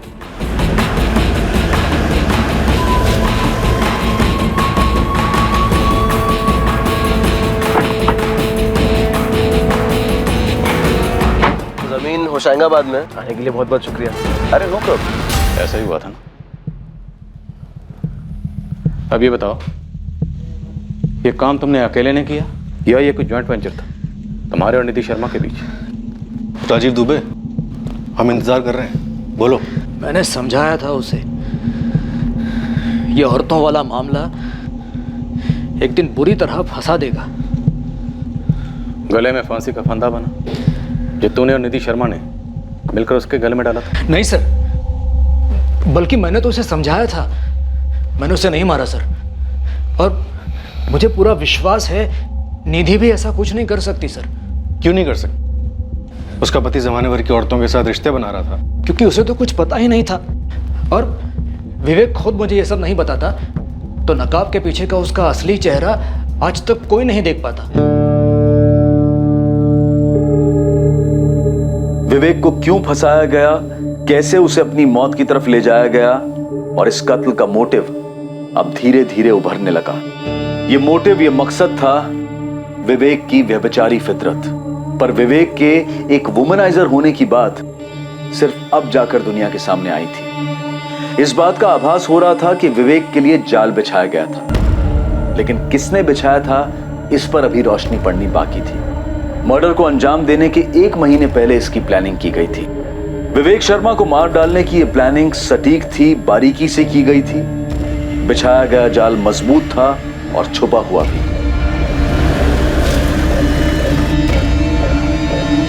ये गर्लफ्रेंड्स वगैरह के बारे में मुझे तब पता चला जब राजीव अंकल ने मुझे सब बताया। क्या तुम्हें पता था कि तुम्हारी मम्मी और राजीव तुम्हारे पापा को मारने वाले थे? मम्मी को तो पापा के बारे में आज सुबह से पहले पता भी नहीं था। मुझे यकीन नहीं होता। मुझे भी राजीव अंकल की बात पे यकीन नहीं होता सर। मुझे भी यकीन नहीं होता कि मेरे पापा अब नहीं रहे। मुझे नहीं लगता कि कोई ऐसा था जो मेरे पापा का मर्डर करना चाहता था। मुझे नहीं लगता कि मेरे पापा किसी का बुरा करते, जानबूझ के किसी को हर्ट करते सर। और अगर किया भी था तो क्या मेरे पापा को मारना जरूरी था सर? किसने किया सर? मुझे जानना है कि मेरे पापा के साथ ऐसा किसने किया। कौन थी वो लड़की? क्या नाम है उसका? कोई एक लड़की नहीं थी, मेरा शक है ऑफिस में से कोई है। गीता, रागिनी, काजल, या उससे पहले भी कोई और? मुझे पता होता तो मैं बताता ना। राजीव, तुम्हें पहले से पता था कि उसका अफेयर चल रहा है, लेकिन तुमने मुझे नहीं बताया। मैं कैसे बताता? मुझ पे भरोसा करके उसने मुझे बताया। मैं तुमसे कहता तो तुम दोनों की शादी टूट जाती। अभी भी तो टूटी ना राजीव, अब तो सब टूट गया। मैंने कितनी बार समझाने की कोशिश की, वो मानता ही नहीं था। क्यों? क्या कहता था? गलत तब होता है जब किसी को पता हो गलत हुआ है। वो मेरी बात सुनता ही नहीं था। मेरी सुनता?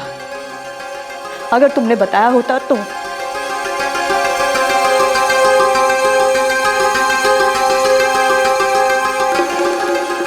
वो उन लड़कियों के साथ सिर्फ सोता था कि किसी से प्यार भी करता था? मुझे नहीं लगता वो किसी से प्यार करता था। मेरे बारे में कभी बात करता था प्यार से?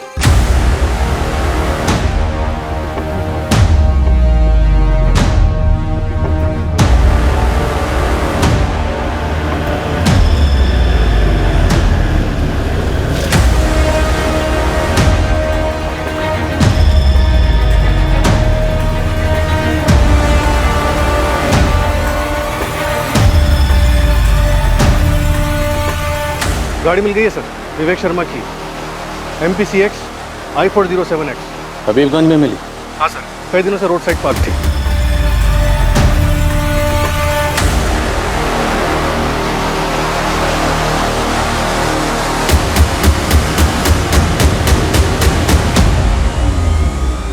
कमल, कत्ल हुआ उबैदुल्लागंज में और दफनाया गया होशंगाबाद में, और विवेक की गाड़ी को ठिकाने लगाया गया हबीबगंज में, शातिर प्लानिंग। और इसका सीधा सीधा ताल्लुक विवेक के बेशुमार अफेयर के साथ है, और मुझे लगता है इनमें से कोई एक अफेयर ऑफिस में से किसी के साथ था। और ये तीनों रागिनी, काजल और गीता आपस में बॉल पास करते हैं, किसी पे शक टिकने नहीं दिया। सब तोड़ते हैं तीनों को।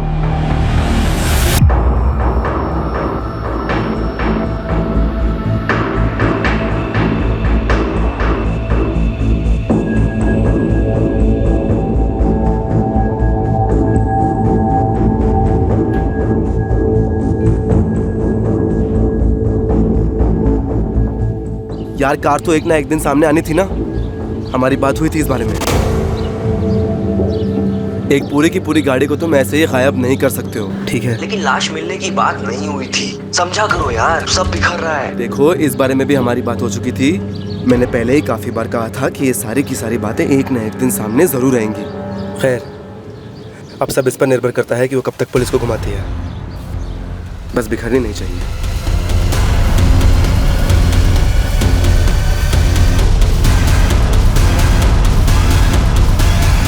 मैं कबूल करती हूँ, विवेक सर और मेरा अफेयर था। गीता, और कोई चॉइस है भी नहीं तुम्हारे पास। लेकिन वो 3 साल पहले था। सर को एंजॉय करना था और मुझे भी अपनी जॉब में आगे बढ़ना था। और वो छोड़ना नहीं चाहता था, अभी एंजॉय करना चाह रहा था। मैंने कहा ना, ये 3 साल पहले का अफेयर था। अभी मैं और आशीष साथ हैं और हम सीरियस हैं। विवेक सर के साथ जो कुछ भी था वो 3 साल पहले ही ख़त्म हो गया। अगर ख़त्म हुआ होता तो तुम हमें बताती। मैडम, मुझे किसी भी तरह की कॉम्प्लिकेशन नहीं चाहिए थी, बस इसीलिए नहीं बताया। नोट कर लो, तो यही बात रागिनी बोलने वाली है। मुझे मालूम था गीता का अफेयर था विवेक सर के साथ, इसलिए मैंने कहा था कि उसने और आशीष ने मिल के कोई प्लानिंग की। और तुम्हारा कुछ नहीं था तुम्हारे विवेक सर के साथ? नहीं सर, मैं इतनी बेवकूफ़ नहीं हूँ कि ऑफिस में बॉस के साथ रोमांस करूँ। हाँ, पर उन्होंने ट्राई ज़रूर किया था। रागिनी,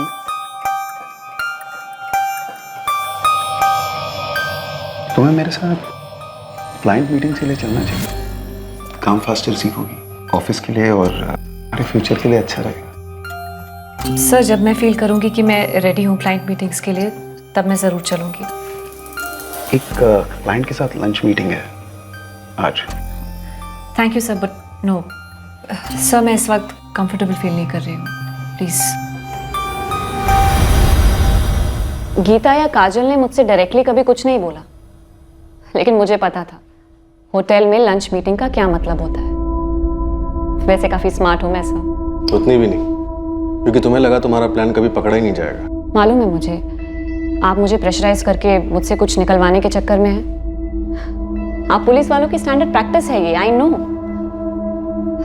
लेकिन सर, इस वक्त आप मेरे साथ डेड एंड पर हो, मुझसे कुछ नहीं मिलेगा। फिर किससे मिलेगा? गीता या काजल? मुकेश चंद, याद है आपको? उसने कौन सा नंबर यूज किया था?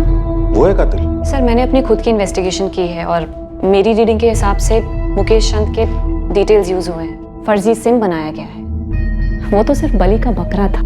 सॉरी, मैंने तुम्हें अंडर एस्टिमेट किया। तुम काफी स्मार्ट हो। फिर तुम्हारी इन्वेस्टिगेशन से ये तो जरूर पता चला होगा कि वो फर्जी सिम कार्ड किसने बनाया था। मेरी झूठी तारीफ झूठी आवाज में कर रहे हो सर। रागिनी, उस आदमी का नाम दो। दे तो दूंगी, पर आप यकीन नहीं कर पाओगे। लेकिन करना ना करना वो हम पे छोड़ दो, तुम बस नाम दो। सर, आप ये क्या कह रहे, मेरी कुछ समझ में नहीं आ रहा है। विवेक ने क्या तोड़ा? दिल, वादा या भरोसा? क्या गलत किया था विवेक ने तुम्हारे साथ? ये कैसा सवाल है सर? मैं उनकी एम्प्लॉय थी, वो मेरे बॉस थे और मैं बहुत मेहनत करती थी सर, बस इतना ही है। तो फिर किसके साथ गलत किया ऑफिस में? अफेयर करके किसे छोड़ दिया? सर, मुझे कैसे पता होगा? मैं अपने काम से काम रखती थी। काजल चौहान ने विवेक सर को मारने का प्लान बनाया था। पहले तुम गीता आशीष कह रही थी। सर, गीता आशीष गलत कैलकुलेशंस थे। गलत कैलकुलेशन क्यों कहोगी? सर, मैं गलत संभावना पकड़ के चल रही थी। होती है गलती 2 और 2 4 में, पर एक काजल के साथ कोई गलती नहीं हो सकती सर। मैंने काफ़ी क्लोजली ऑब्जर्व किया है उसे सर। और क्या कैलकुलेशन की? सर हमारे क्लाइंट हैं पूजा अपैरल्स, काजल उनका अकाउंट हैंडल करती है। जानते हैं, आगे? पूजा अपैरल से हैं आदित्य सिंह। आदित्य सिंह का क्या कनेक्शन है विवेक के मर्डर से? उन दोनों का अफेयर चल रहा है सर। तुम फिर गेम खेल रही हो खुद को बचाने के लिए? सर मैं कोई गेम नहीं खेल रही, और जब मैंने कुछ किया ही नहीं तो खुद को क्यों बचाऊं? सर मैं आपकी सिर्फ हेल्प कर रही हूँ। जब आपका खबरी मेरा पीछा कर रहा था तब मैं इस काजल को फॉलो कर रही थी।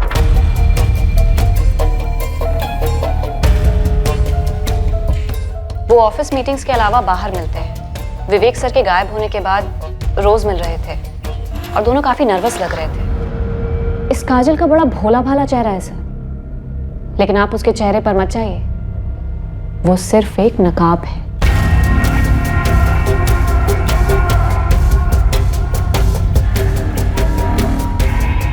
उस नकाब के पीछे एक चालाक प्लेयर छिपे हुए। कैसे player? Game of love sir. वो विवेक सर के साथ भी अक्सर बाहर जाती थी, कहने को मीटिंग्स, पर असलियत तो सिर्फ वो दोनों जाने। काजल चलो जल्दी, हम लेट हो रहे हैं।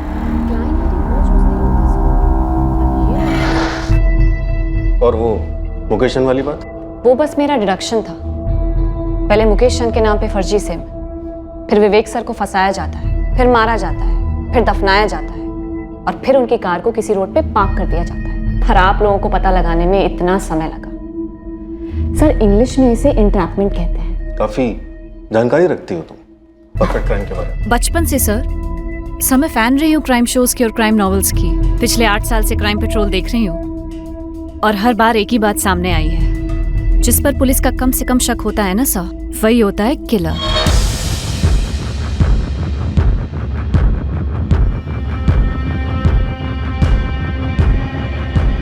अभी भी संदिग्धों का फुटबॉल पास चल रहा है, लेकिन कोई गोल नजर नहीं आ रहा। और ये गोल जरूर किसी ऑफिस वाले ने स्कोर किया है। रागिनी ने मुकेश चंद का नाम लिया था।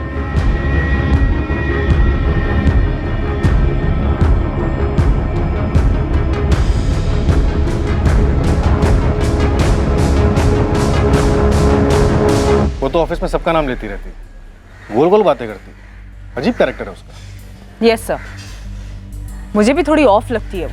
राजीव दुबे, अगर राजीव दुबे ने ये औरतों वाली बात का खुलासा शुरुआत में किया होता तो हमारी थ्योरी क्या बनती? हम विवेक शर्मा के कॉल रिकॉर्ड्स में से औरतों की लिस्ट बनाते, उनकी छटनी करते, और फिर खबरियों के जरिए पता चलता कि विवेक के ऊपर इतना गुस्सा किसे था। लेकिन सर विवेक के फोन रिकॉर्ड में हमें ऐसा कुछ भी नहीं मिला है। शायद वो फोन पर रोमांस ना करता, फेस टू फेस करता, और फेस टू फेस सबसे ज्यादा वो ऑफिस में होता था। गीता ने कबूल किया है कि 3 साल पहले उसका विवेक के साथ अफेयर था, लेकिन ये बात राजीव और निधि को नहीं पता। रागिनी ने किसी अफेयर से इनकार किया, लेकिन काजल का नाम लिया। तो काजल हो सकती है? अगर है तो फिर काफी शातिर दिमाग की, इतनी शातिर कि विवेक को फंसाकर उसकी मौत के मुंह तक ले गए। सर मेरी काजल पे ये इन्फॉर्मेशन है कि वो यहाँ अकेली रहती है। ओरिजिनली वो जबलपुर से है और उसका कोई बॉयफ्रेंड नहीं है। सिम कार्ड खरीदा गया हबीबगंज से, और विवेक की कार लवारिस मिली हबीबगंज, तो हो सकता है कातिल का कोई कनेक्शन हबीबगंज से हो। वैसे इस रागिनी ने इंट्रोगेशन के दौरान एकदम से मुकेश चंद का नाम लिया। तो हबीबगंज में रहने वाले मुकेश चंद के किसी करीबी ने चुपके से मुकेश चंद के डॉक्यूमेंट्स को एक्सेस किया, फर्जी सिम कार्ड खरीदा जो ऑपरेशन में इस्तेमाल हुआ। तो मुकेश चंद का कोई करीबी इस कातिल की साजिश का हिस्सा हो सकता है, या शायद खुद कातिल। और इस मुकेश चंद की जानकारी में थी इस केस को खोलने की चाबी। जरूरी डॉक्यूमेंट्स की फोटोकॉपीज हम अक्सर मिटाते नहीं हैं, जबकि उनका गलत इस्तेमाल होने का खतरा बना रहता है। अक्सर हमें पता तक नहीं होता कि हमारे सर्कल में वो कौन बंदा या बंदी है जिसने हमारी आइडेंटिटी डॉक्यूमेंट्स की कॉपी ली किसी काम से और किसी और ही जगह इस्तेमाल की। फिर से कह रहा हूं, मुझे नहीं मालूम मेरे कागजात का किसने गलत इस्तेमाल किया है। मुकेश चंद कुछ तो याद करो, तुमने अपने कागजात कहाँ दिए थे, किसे दिए थे? राजीव दुबे, इसे जानते हो? नहीं। संजय शर्मा? नहीं। निधि शर्मा? नहीं। रागिनी, काजल, गीता, इनमें से किसी को? नहीं सर, मैं इन लोगों को नहीं जानता, किसी को भी नहीं। आशीष? नहीं सर। मुकेश चंद, इनमें से किसी को भी नहीं जानते?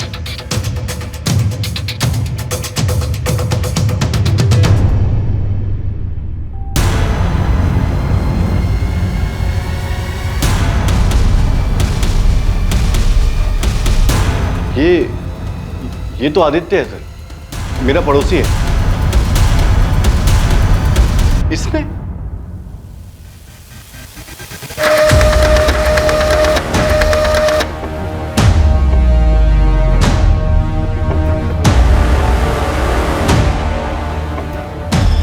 सर, इस रागिनी ने तुक्के में मुकेश चंद का नाम उछाला था और हमने कैच कर लिया।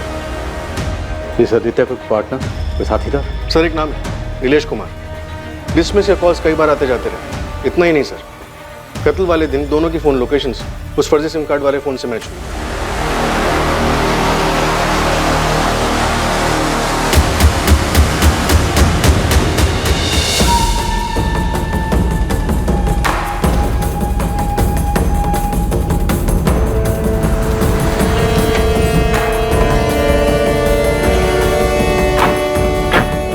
आने के लिए थैंक यू विवेक।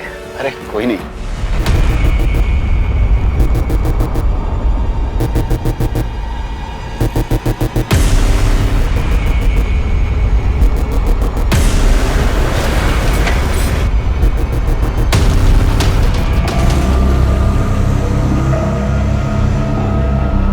मिला क्या? इसमें कुछ भी नहीं है यार। अरे देख उसके पर्सनल फोल्डर्स में देख, यहाँ पे भी नहीं है। अरे होगा अंदर, देख अच्छे से छान कर।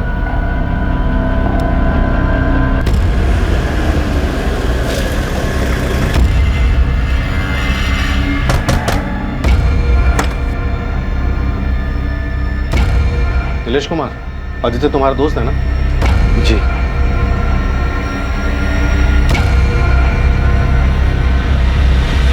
आओ आदित्य, बैठो।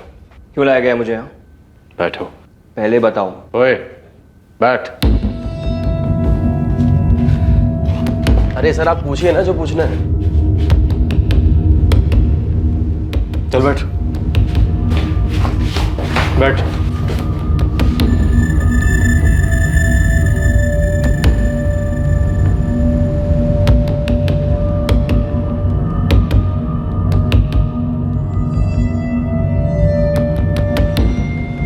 मिस काजल चौहान, आदित्य और नीलेश को धर लिया हमने।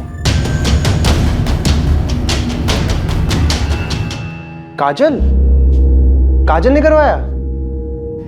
आई ऑलमोस्ट न्यू इट कि ये सब काजल ने किया है। लेकिन ये सब कब कैसे हो गया? रागिनी, तुम और क्या जानती हो सबके बारे में? मैं और कुछ नहीं जानती, बस मैंने गेस किया था कि ये सब शायद आदित्य और काजल ने किया होगा। काजल? अभी कुछ कंफर्म नहीं है, पुलिस पूछताछ कर रही है। काजल के बॉयफ्रेंड आदित्य और उसके साथ एक और बंदे को अरेस्ट किया है, कोई नीलेश है। काजल, आदित्य, नीलेश, तुम लोगों के खिलाफ हमारे पास बहुत कुछ है, पर तुम लोगों के पास वक्त बहुत कम है, इसलिए जितनी जल्दी बोलोगे तुम लोगों के लिए उतना बेहतर होगा। विवेक शर्मा को तुम लोगों ने क्यों मार डाला? सर, वो आदित्य मेरा दोस्त है, मैं बस इसकी हेल्प कर रहा था। मर्डर में? और कोई तरीका नहीं है क्या? जब तक विवेक जिंदा है मैं काजल को शादी के लिए नहीं मना पाऊंगा यार। लेकिन यार, विवेक को मार देने से अच्छा और आसान उसे छोड़ देना है। और काजल उससे ब्रेकअप क्यों नहीं कर रही है? अरे वो उसे नहीं जाने दे रहा है यार। अबे यार, शादीशुदा आदमी है, 19-20 साल का बेटा है उसका।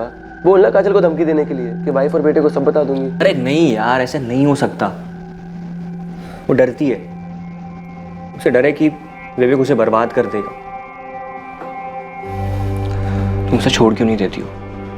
मैं हमेशा तुम्हें खुश रखूंगा, आई प्रॉमिस। नहीं आदि, मैं चाहती हूँ अभी ये नहीं कर सकती। This is not possible. तुम पूरी तरीके से उसकी मुट्ठी में क्यों हो काजल? वाई? क्योंकि वो है ऐसा, खतरनाक है वो। सबके सामने एक चेहरा है और पीछे कुछ और। मैं जब उससे पहली बार मिली थी, मुझे उसका ये चेहरा दिखा ही नहीं, सिर्फ ये गुडी गुडी मास्क। मेरे पेरेंट्स बीमार हैं, मेरे साथ रहते हैं, उनकी देखभाल में काफ़ी खर्चे थे। मेरे लिए वो जॉब दुनिया की सबसे इम्पोर्टेंट चीज़ थी। और विवेक मुझे सब कुछ ऑफर कर रहा था, सब कुछ।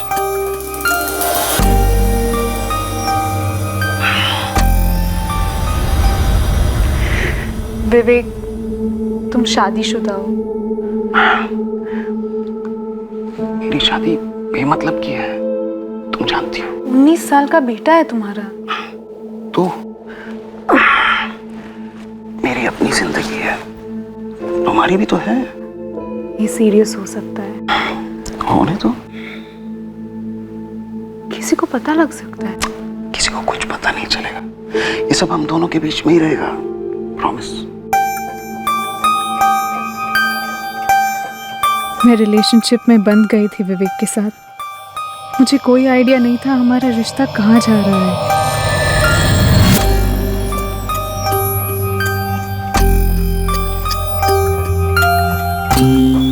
या कम इन। हम आए दिन सेक्स के लिए मिलते और वो मेरी काफ़ी अच्छी तरीके से हेल्प कर रहा था। प्रमोशंस, इंक्रीमेंट्स, बोनस, ऊपर से गिफ्ट्स। लेकिन हमारा रिश्ता उसके आगे कहीं जा ही नहीं रहा था।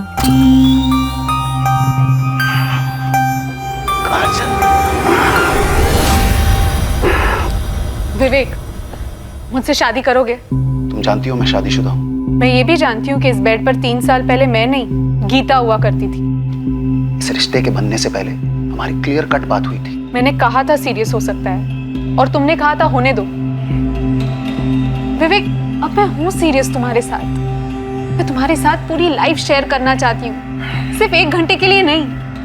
सिर्फ ये 6 बाय 6 का बेड शेयर करना नहीं चाहती। मैं पूरा घर, पूरी जिंदगी शेयर करना चाहती हूँ। ये कभी नहीं होगा। तो आज तक इस कमरे में जो होता आया है वो भी अब कभी नहीं होगा। क्यों? कोई और है तुम्हारी लाइफ में? हो सकता है, नहीं भी हो सकता है, लेकिन एक चीज क्लियर है, मैं ऐसे कंटिन्यू करना नहीं चाहती। जहां हमारे रिश्ते की बाउंड्री है 6 बाय 6 का बेड है और कुछ नहीं। कौन है वो? कौन है तुम्हारी लाइफ में? वो तुम्हें ब्लैकमेल कर रहा है और तुम उसके हाथों की कठपुतली बने जा रही हो। मैं ऑलरेडी कठपुतली हूँ आदित्य, और वो छोड़ने के लिए तैयार ही नहीं है। तुम किसी और से प्यार करने लगी हो, ब्रेकअप चाहती हो? हाँ। तुम्हें याद है वो वीडियोस जो हम बनाते थे होटल रूम में, सेक्स वाले वीडियोस? वो ब्लैकमेल, धमकी दे रहे हो मुझे विवेक? ना ना ना ना, रियलिटी। तुम मुझे छोड़कर जाने की सोचना भी मत काजल। तुम जहां भी जाओगी ना, मैं तुम्हें ढूंढ निकालूंगा और बर्बाद कर दूंगा। तुम सिर्फ मेरी हो। मैं तुम्हारी प्रॉपर्टी नहीं हूँ विवेक, और याद रखो तुम्हारी भी एक वाइफ है, एक लड़का है। अगर तुम मुझे बर्बाद कर सकते हो तो मैं भी तुम्हें बर्बाद कर सकती हूँ। बर्बाद? मुझे? तुम्हें वाकई लगता है मुझे बर्बाद किया जा सकता है? चलो बताओ कैसे किया जाएगा? अरे प्लान बताओ, कम ऑन। मैं कभी सोचती सीधे मिसेस शर्मा को मिलकर सब बता दूं, फिर सोचती नहीं कॉल करती हूँ। 1-2 बारी मुझे लगा कि मैं पुलिस में जाकर सब कुछ सच बता दूं, लेकिन ऐसा नहीं कर पाई। तुम मेरी वाइफ को बोलोगी हम दोनों के बारे में? वो एक पिद्दी सी लड़की के लिए अपनी शादी नहीं तोड़ेगी। स्मार्ट है वैसे वो। तुम अगर पुलिस के पास गई ना, मैं उन्हें खरीद लूंगा। तुम अगर पुलिस के पास गई ना, मैं उन्हें खरीद लूंगा। वो भी स्मार्ट है। अब तुम्हें स्मार्टली सोचना है कि अगर मैंने वो वीडियोस वायरल किए, मेरा चेहरा तो ब्लर होगा, तुम्हारा, सिर्फ तुम्हारा चेहरा दिखेगा करोड़ों लोगों को और दुनिया के हर कोने में। और तुम्हारा वो जो भी है ना, वो भी तो देखेगा। तुमने उसको वीडियोस बनाने ही क्यों दिए? मुझे थोड़ी पता था कि एक दिन मुझे वो ब्लैकमेल करेगा। उसके पास से वीडियोस वापस लेने का सिर्फ एक ही तरीका है, मार डालो साले को, खत्म कर दो उसे। उसके बाद हम शादी कर लेंगे, एक नए सिरे से अपनी जिंदगी शुरू करेंगे। अब बोल, उसको मारने के अलावा हम दोनों के पास और कोई चॉइस है? कोई प्लान बनाया?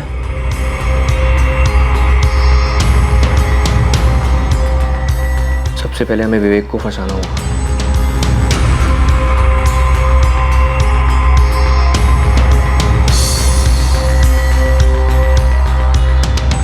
उसे एक बहुत अच्छे बिजनेस प्रपोजल के साथ ललचाना होगा और वो काम करोगे तुम।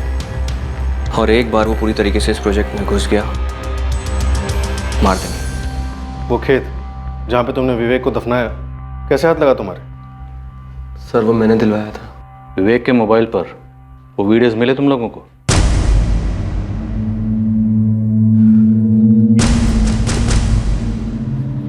हो गया।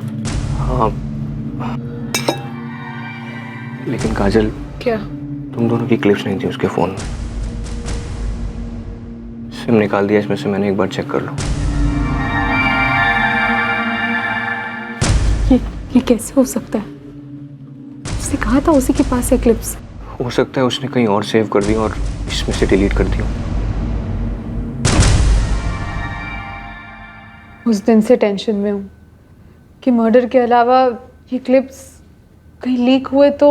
काजल, तुम्हें विवेक की पत्नी से बात करनी चाहिए थी या फिर पुलिस की मदद लेनी चाहिए थी।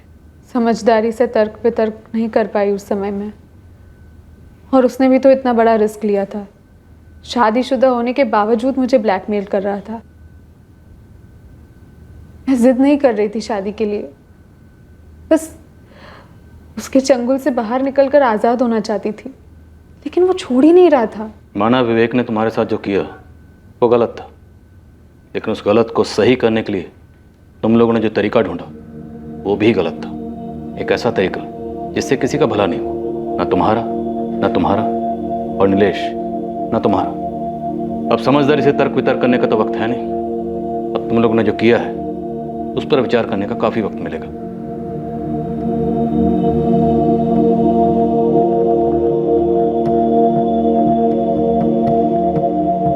आदित्य सिंह, नीलेश कुमार और काजल चौहान पर आईपीसी की धारा 302 के तहत कत्ल के लिए और धारा 34 के तहत कॉमन इंटेंशन के चार्जेस लगाए गए हैं। विवेक की पत्नी यकीन ही नहीं कर पा रही है कि उसके पति का एक ऐसा चेहरा भी था जिसकी झलक तक उसे कभी नहीं दिखी। जहां निधि का रोना यह है कि काजल को उससे मिलकर सारा खुलासा कर देना चाहिए था, वहीं काजल भी दिल ही दिल में इसी बात को लेकर रो रही है। चाइनीज फिलोसोफर कन्फ्यूशियस कह गए थे कि इंतकाम के रास्ते पर निकलने से पहले 2 कब्रें खोद लेना। एक खुद के लिए भी। लगभग हर जुर्म जो रोशनी में आता है उन सभी में एक बात कॉमन होती है, और वो है कि आरोपियों की समझदारी से तर्क वितर्क करने की बुद्धि बंद पड़ जाती है और परिणामों के बारे में सोचे बिना वो जुर्म के दलदल में कूद पड़ते हैं। उन्हें ख्याल ही नहीं आता कि उनकी वजह से न जाने और कितनी जिंदगियां बर्बाद हो सकती हैं। जिन जिन केसेस में साधारण लोग शामिल होते हैं उनमें एक बात तो साफ नजर आती है कि उस जुर्म को करने से पहले उनके पास विकल्प था। जिस जुर्म को उन्होंने अंजाम दिया उसे आसानी से नहीं, चाहे मुश्किल से ही सही, पर रोका तो जरूर जा सकता था। हम सबको ये याद रखना चाहिए कि हालात चाहे कैसे भी हों, पर यह ना सोचें कि तर्क वितर्क की सोच, कॉमन सेंस की सोच, इंसानियत की सोच कभी बेकार जाएगी। कोई भी हालात हम पर इतने हावी नहीं होने चाहिए। हमें सतर्क रहना होगा और किसी भी सूरत में हमें दिमागी शांति की लकीर पार नहीं करनी चाहिए। अब मैं अनूप सोनी आपसे विदा लेता हूं, फिर मुलाकात होगी एक और नए केस के साथ। और याद रखें, क्राइम और आपके बीच में सिर्फ इतना फर्क है कि आप कितने सतर्क हैं। सतर्क रहें, सुरक्षित रहें। जय हिंद। क्राइम पेट्रोल्स के और भी दिलचस्प कहानी देखने के लिए हमारे चैनल को सब्सक्राइब करें और बेल आइकॉन दबाना न भूलें।